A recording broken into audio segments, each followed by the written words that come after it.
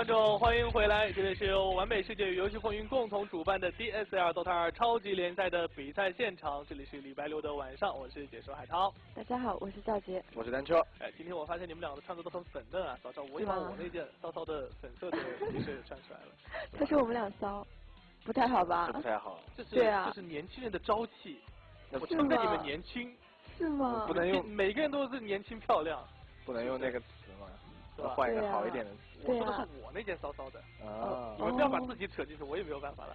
对吧？我错了。好啊，今天晚上带来的比赛呢，两个战队都很厉害，但是呢，现在在我们 DSL 比赛当中的境况却是大不相同。一个是2战2胜，一个是2战2负啊，这个是怎么说呢？一个是再赢一场，基本上就锁定肯定可以出线，然后再输一场就肯定基本上无缘了啊，是吧？这是两个非常不同的境地。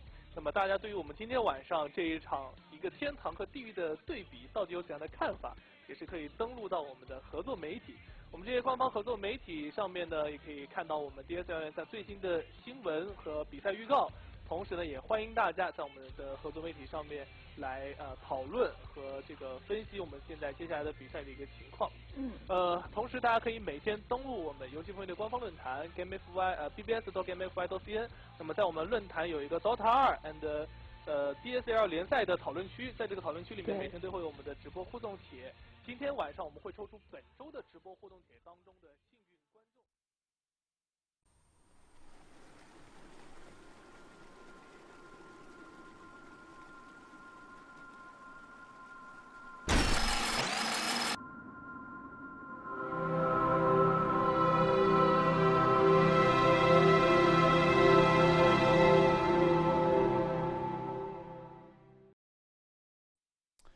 We're back and we're live for more Dota 2 Super League action. Group B, we're now well into the thick of things, Lumi. It's going to be a pretty interesting match here today. Rattlesnake Gaming versus Team DK. One of the teams 2-0, that being DK. The other one 0-2. They've been struggling out. Rattlesnake have yet to put a win on the board. Despite being a team that I thought had a shot to advance out of this group, they have just underperformed pretty significantly through the group stage, albeit against stiff competition. But the competition only gets harder here. DK looking very, very strong. Well, they look very strong in this particular tournament, but for example, in the G1 LAN final, maybe less so strong. Obviously, there were a lot better teams there. And Rattlesnake look a lot better in the Eastern qualifier, obviously with, I guess, weaker teams arguably. But I think DK should take the series, but if Rattlesnake takes it, like 2-1 or something like that, it won't surprise me. Well, the draft now underway. I'm very curious to see if Rattlesnake is going to do something unorthodox with their picks, because that's what we saw a lot from them, even in 6.77 when people were accusing the metagame of being stale, of teams just picking the same heroes every time. Even if Rattlesnake picked the same heroes, they found ways to use them differently. They were pioneers with the Clockwork Darkseer dual lane, and they really made it work. So look to Rattlesnake maybe to pull some unorthodox picks out of the hat, or even if the heroes are standard, to lane them kind of differently. Well, they're going to be taking Alchemist first, which is a hero that Rattlesnake do use in multiple roles, whether it's going to be a solo mid or a carry role. But I'm with you here. I'm hoping for Dooms. I'm hoping for Kunkas. Their support Earthshakers. But so far, they go with something very, very standard, Visage and Gyrocopter. It's not to say that we're not going to see these less pick heroes. They generally pick it 4th, 5th pick. So if you're a fan of those heroes, keep watching. It might come later. Yeah, it's still possible for them to pull something out of the hat. As for DK, Alchemist, this hero's been working for them. They just find ways to win.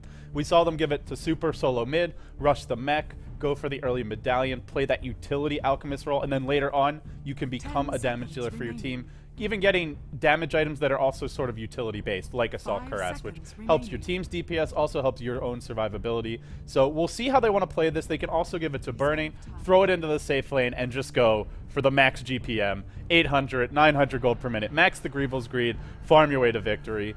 We'll see what DK go for, but against Rattlesnake, generally Rattlesnake are aggressive, so I don't know if this is a team where you can get away with that kind of style.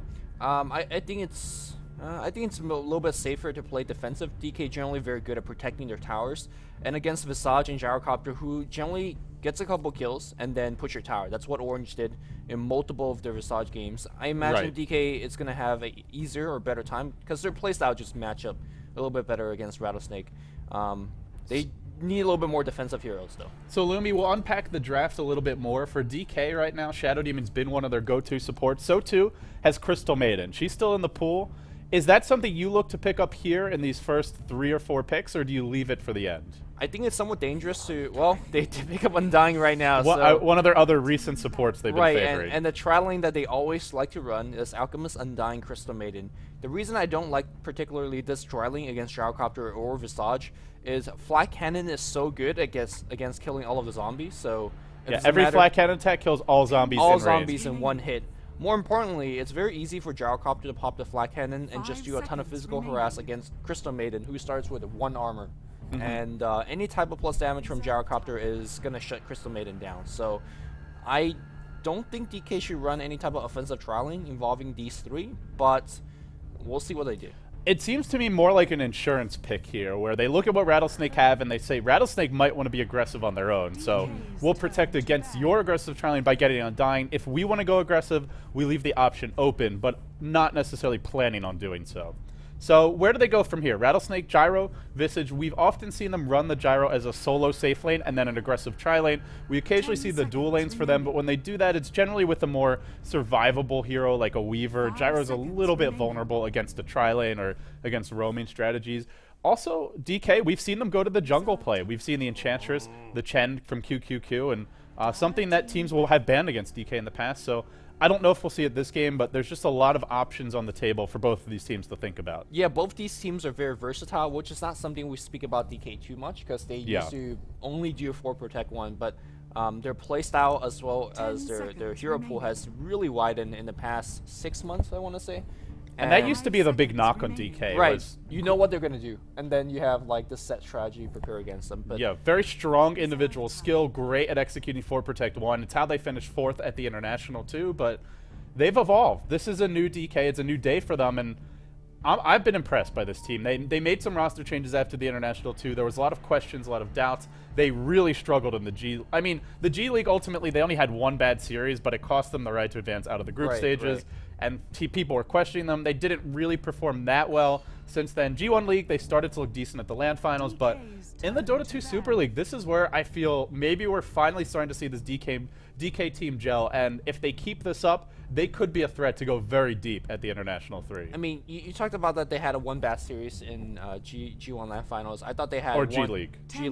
I thought they had 1 exceptional series against, or game against Alliance, even though they lost that game in the G1 LAN. They showed the true potential of what DK can do, like just deficit throughout the entire game, but still able to hold. That's what DK generally is so good at, just defensive Dota, and then try to outcarry you late. And we're going to see some respect towards Lamb here. Speaking of aggressive heroes and defensive Dota to try and deal with that, Lamb, he's played that Storm Spirit before. There wouldn't be a Lifestealer. He's played everything before. He's played everything before, including his own Enchantress. I mean, I mentioned the jungle play of QQQ, but Lamb's the real jack of all trades and master of many in this game. We saw him play an exceptional Storm in the G1 League qualifiers. We've seen him play, obviously, the jungle Enchantress. He played support on occasion.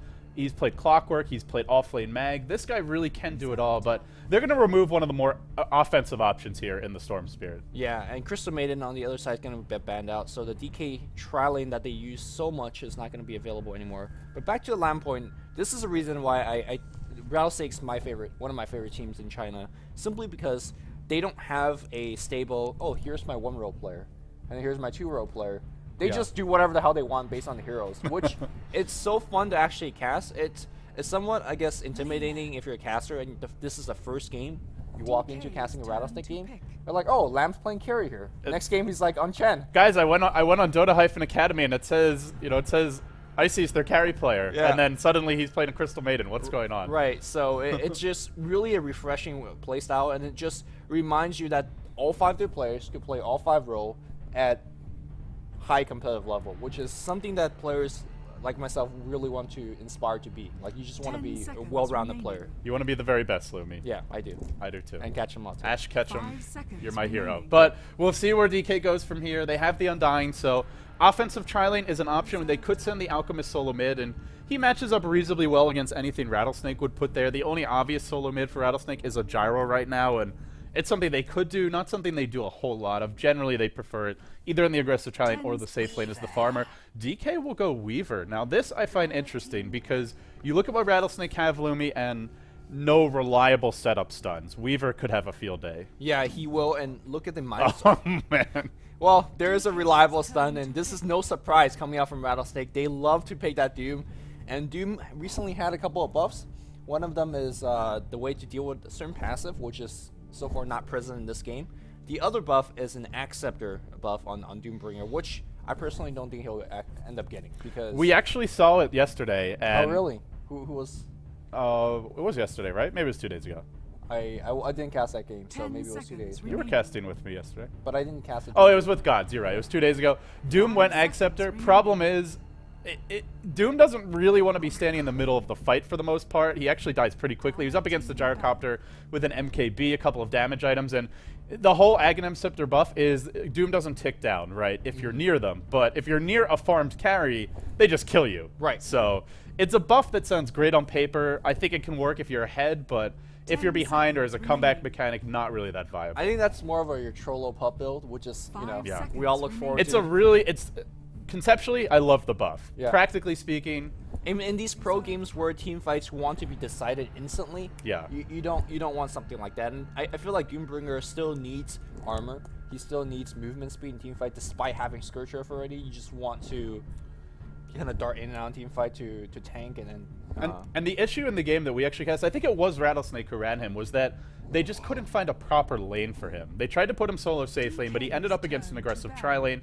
The enemy team had an off-lane Clockwork, and the Doom is just so much easier to zone out of the lane. Clockwork, you've cogs. It's just really hard to actually kill the hero. Doom can run away quickly, but that's about it. They were even denying his jungle, so when you pick into Doom, I think the main issue is just finding a place to lane him. We'll see if Rattlesnake can find an appropriate lane in this game, and if they do, they've got at least a dual core here with Gyro Doom. And, oh, here we go. We talked about the pocket pick, Lumi. Oh my And now we God. got it. The Bristleback is in the house. This is why Rattlesnake. Talk to me. One of my favorite teams. Well, first things first, it does kill all of zombies in one hit. So now you have two very reliable. The ways to deal with Quills, it. Yeah, really? The Quills, yeah. I didn't know that. And right now the armor value heroes of the Radiant team is fairly low. You have Alchemist that before he picks up like a AC or whatever armor item he goes for, Rubik, and to a certain extent the Undying's fairly low. Now Magnus.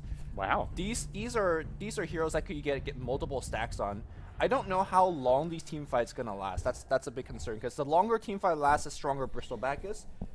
Generally, DK likes to defend towers, and that's where Bristleback is also very strong. He stands back, Yeah. kill you a couple times, run in and out of team fights. The Quill memory got buffed in 6.7a. What that means is that each stack now lasts longer, and you could have longer time in between to stack more. So, what's wrong with my mic? Lumi's mic just keeps on finding its way away from his face, so he's growing increasingly distant. But while you fix that, Lumi, looks like it should be hopefully a bit better. Looking at Rattlesnake's lineup, it's not just the Bristleback who wants long fights. It's a lot of these heroes. Visage would love to get off multiple soul assumptions. Sure. Gyro, Chasey, you getting off to maybe 2 flat cannons in the fight. Definitely a lot of rocket barrages. Lena, pretty spammable nukes. Doom, not so much. But this is a team that wants to chase you and have chaotic fights under your tower, isolate heroes, and just blow them up. Right, and heroes generally like Undying and Alchemist benefit from long fights when they have minus armor and a swarm. They don't really matter as much because Undying zombies are not going to be a factor at all in this game. And if they tank up in terms of their own armor, they need a pretty quick mech. I imagine Bristleback is the person that's going to be getting it, or Doom, depending what type of which lane that he's going to be going for. Having a mech on both teams is going to be a big deal because also mech is very, very important against Bristleback, who most of his damage comes out physically through Crow Spray, as well as physical right clicks, having a warp half. It's a game where I look at both teams, and I would say they both have a lot of burst physically and magically. DK, they've got Empower and Acid Spray, which means automatically a decent amount of physical damage, plus Weaver with his minus armor. So Rattlesnake will want a mech of their own, and then there's plenty of nukes to fly out as well. Sakuchi, Shockwave, Rubik's Fade Bolt, Undying's constant nuke spam. So both teams, a lot of burst, a lot of offensive firepower, some good escape mechanisms, but it does feel like there's going to be a bloodbath to be had, and I'm looking forward to it. Guys, it's a best of 3. Rattlesnake versus DK. This is game 1, and we have ourselves a Bristleback. Call me Very excited. Rattlesnake, we'll introduce them now. They're 0-2 in the group. They need to put a best-of-3 win on the board, or they risk being virtually eliminated from Group B. Kabu handling the Lina. Icy on the gyrocopter. We'll have Sagam on the Visage. Lamb playing the playing that Bristleback. That's right. Did a double take there, even though we just saw him get drafted. And well, we might have a little engagement here. Let's see. ROTK, he'll back off. No, QQQ. It looks like they'll just scout each other out. Last but not least, we have Luo playing the Doombringer. So it's going to be the gyrocopter going mid simply because there is a ring of protection on Lamb, and that generally indicates that he is on the side lane. We'll talk about that lane particularly a little bit, but let's introduce DK. QQQ on that Undying. MMY is going to be handling Rubik, who one of the more underrated and still very, very good Rubik player in China. ROTK will be playing Weaver. Generally, the offlane player might... he is going to be an offlane player in this game. Burning's going to be playing Alchemist on the very safe lane. Looks like we're going to have a skirmish over. Oh, nice toss up here. And looks like, well, Lamb is completely trapped. It's going to be a 2v3 team fight. Neil's going for that kill. And no, not going to get it. Kabu's going to drop first blood. And Lamb still stuck on the top lane here. My goodness, that was so close. Dai lived with about 30 HP. That Soul Assumption, not quite enough. If Lamb was in the fight, he gets off one Quill Spray, maybe two. That's first blood. They win that fight easily. Easily. And they probably chase down at least one or two more heroes. Lamb stuck on the cliff. There won't even be money to buy him a TP scroll, actually. Who's going to have it? Lina, no money. Visage, no money. They're going to have to wait at least 2 creeps. He could be stuck up here for... Well, actually, Lamb will just get the gold now. But nonetheless, he's going to miss at least a wave or two of experience. And it might be a kill as well. Sagam way too far out. If they get this stun, he is going to drop. To the north. He's going to tango through, burning self-stun. So nice juke there by Sagam. Averts an absolute disaster, but call it already something of a disaster. QQQ eats a stun. Maybe not. There's a Soul Assumption available. Is he going to throw it? He's low, but not low enough. And at long last, it's a walking courier. That's the other issue. Even though they have the TP. They got to upgrade their courier. They have to farm a courier upgrade. It's going to have to be someone mid, probably Icy, who buys it. No, he's going for the quick bottle, so... Well, maybe your safe lane farmer there. There's the upgrade courier. Lamb's going to TP the bot lane, but missing a ton of EXP. My goodness. I guess your support getting quick level 2 is not a bad deal, but look at the EXP on the support. They're not getting anything either. Finally, this trialing is back. Well... I guess that's one way to start a trial. I'm not sure we're going to get to see its full power now, Lumi, but we'll see if we can. We never properly introduced DK, so I'll do it right now. Burning, B-God, burning your soul on the Alchemist, and he's off to a fast start. QQQ playing the Undying. Dai, the support Rubik, will have Super handling the Magnus, and last but not least, RTK, the offlane Weaver. I think you actually introduced some of them, and then the fight broke out. Yep. So just making sure we got them all covered. We'll have a 3-hero decay. That's going to discourage any aggression for Rattlesnake, and as strong as their trialing could be, I feel like just Undying being in this lane and already having level 2, it may blunt any aggression Rattlesnake can throw DK's way. Yeah, normally you see Undying, you're like, wow, you cannot kill this hero because he has Tombstone. It's all very annoying. But Soul Rip recently got a little bit buff as well, and I feel like that's the spell you want simply because Quill Spray is going to take care of all the zombies. In fact, I'm not even sure whether you skill up Tombstone. And that's one of the more ridiculous things I've said because Tombstone's it's such a good ability, but maybe not this game. Right, you're just going to get hard counter. A little bit more fight going on in jungle here. Nice D-warding coming out from DK. Oh, they're not done yet. They're going to go in QQQ. He does have the Grave Chill on him. Lamb's giving chase. No goo, though. Soul Assumption not enough. Now the Alchemist stun comes in. That's some big burst. Kabu in all sorts of trouble. Is he going to go down? He sure will. Now QQQ still fighting out. He's got 4 decay stacks. He soul rips himself up. He's still alive. Drops the Tombstone as well. Lamb out of mana. Pops the Swan charges. He will get a much-needed kill on the Undying. But now, maybe forced back. He's going to try to fight his way out of this one. Will the Quills be enough? Doesn't look like it. Can't get in range for Goo. In the end, call it 3-1, and the only kill being the Undying. Massive advantage here for DK. Absolutely massive. The reason that they won that fight as big as they did is because they got the first kill, which allowed Undying to get that Magic Stick. Magic Stick is probably the most important item you could get against Bristleback, and that's the reason why he's not in many pro games. Burning taking a little bit of harass here. I don't think they have enough mana to keep on chasing, but they're stacking those slow on them. Another Quill stack or two, but 2-man decay, a 2-man heal coming out from QQQ. Oh no. And it's going to go the other way. Lamb's in trouble now. Here comes the stun being channeled up by Burning. It's going to hit Kabu. Doesn't even bother going for Lamb. Takes the easy kill.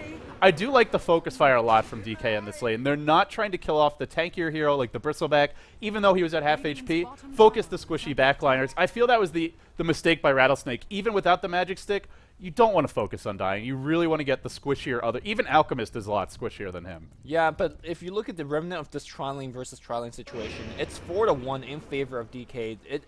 The Tri-Lane has completely lost. So I don't know what the proper response is. We're going to have an engagement mid. Super's about to eat a missile to the face. Icy giving chase. He's not going to commit.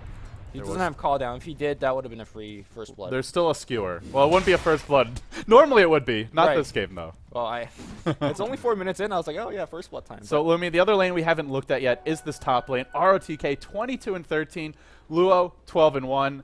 Got a War Stomp, but this is not the creep you want. As badass as his Doom looks, you need something that gives you sustain in the lane. This is not it. Yeah, he previously had a Walken, which gave him +3 armor. Very, very important against the physical harass coming out from my Weaver. But I guess he's just using it whenever he possibly can to get a little bit of extra jungle and EXP. Also, the other big thing to talk about is that he's adjusting his Doom skill build. Normally, he doesn't max Devour. Normally, he just has 2 points and start maxing Scourge Earth. I'm not sure why he decides to max it this game. Maybe he knows he's going to be playing a little bit more farming oriented instead, but not having max Scourge Earth, he's going to have a little bit of issues sustaining in this lane. Yeah, it's going to be tough against the Weaver, and we'll see if Luo can make anything happen. Taking a lot of harassment right now. Is there a bottle on the way for him? He's actually running back in, and I'm just baiting RTK into a tower dive. There is no mana for Doom. If RTK commits to a kill, Luo won't have it yet, but he will soon. In bottom lane, we'll see Sagam just lurking in the wings, hoping for Burning to overextend, but Burning soon will be level 6, and you know, the crazy thing is Tri-Lane versus Tri-Lane, he's not even getting Acid Spray, and they're still winning the lane. Normally, I would say you need the Acid Spray. Middle lane, Super's going to find a solo kill on Icy. Well, that's pretty disastrous. Got level 6 first, has the RP, drops it now, and checking bottom lane again. No action there, but they need their solos to win after the way this Tri-Lane's developed. Giving up a kill mid is not going to help. Yeah, that solo kill in the mid lane normally seems very standard because it's Magnus getting a solo kill, but that's pretty impressive considering that the RP got a 100 damage nerf in the new patch, so he just kind of widowed the gyrocopter low and skewer RP, kind of the old school way. Haster in for Cabo. He's going to scout it out the bottom rune, and we'll see if he leaves it. No, he'll just pick it up now. It's getting to that point, though. Can they actually find kills on this Tri-Lane? It's going to be tough because Dai already has Boots. He's the one you want to go on. And QQQ, Boots and Tanky, Burning level 6. All of a sudden, DK's Tri-Lane, very difficult to kill. Everybody have Magic Stick. QQQ even have 7 charges on his, and you're not going to get anybody killed. So I think, unfortunately, Rattlesnake has to play defensive on this Tri-Lane. And this Tri-Lane's built for tower diving. It's built for kills. And I don't think it wants to farm. Well, we'll see if they can find farm, or anything for that matter. He's going to get thrown back in. Lamb will. Tombstone gets dropped. Are they really going to dive the tower for this? They're thinking about it. Burning charges up a long duration stun. Goes on to Kabu. That's half his health in an instant. Now he's dropping low. He'll fall, but they may have overextended here. The Quill Beast is on the move. The wand charges are there, keeping Dai alive for the moment. Burning, healing up as well. But another soul assumption. They might be able to turn this around. No, they can't. Burning gets away with 100 HP. Magic Stick, such a good item. They're all going to live. More decays being spammed out.